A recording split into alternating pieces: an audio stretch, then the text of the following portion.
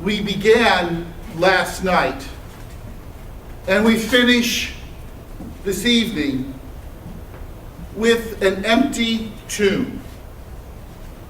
A tomb that Mary arrives at and sees it is dark.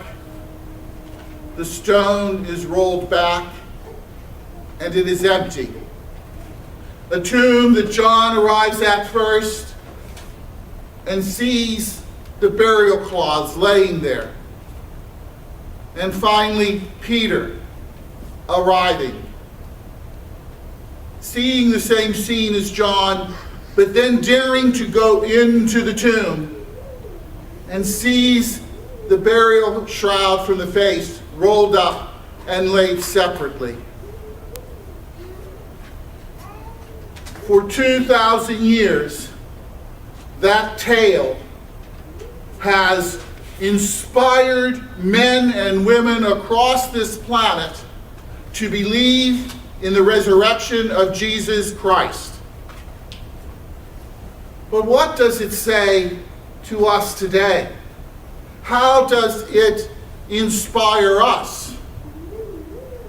You heard at the end of this gospel that these three followers of the Lord saw this scene and they didn't yet understand that Christ had to rise from the dead.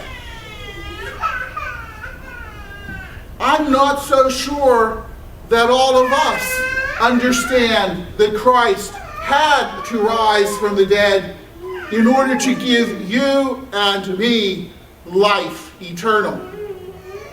Not life in the corporal bodies that we enjoy on this earth, but a spiritual life that goes beyond the body, beyond the grave, and into eternity. That making sense of what happened 2,000 years ago is what we do daily in our prayer lives, in our spiritual lives, and what we come together to celebrate Mass with, to share our common belief that Jesus did indeed rise from the dead. There is a very poignant picture here of that tomb scene. You hear first of those burial cloths that are seen from the outside, viewed long distance. But it took Peter, remember the one who denied the Lord?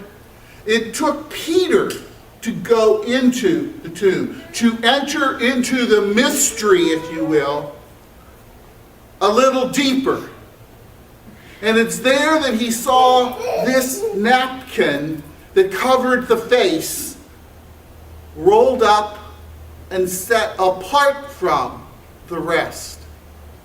This was not someone who stole a body and then just dumped the clothes there. This is a deliberate act of removing something, rolling it up, and setting it aside. This Easter, as you gathered here, as you go from this place, the Scriptures invite us to consider that mystery, to consider what it calls you and I to do with our lives. Whether or not we're just supposed to live day to day and whatever happens later, happens later. Or if it is to put our faith into practice as those first three witnesses of the resurrection did, leaving there, pondering the mystery, and when they understood the mystery, when they encountered Christ again in his risen body, so inspiring them to go forth and do more. Jesus is not going to stand here in front of us today unless the second coming is going to happen in the next few minutes. But he is here today in the presence of the sacrament at the altar.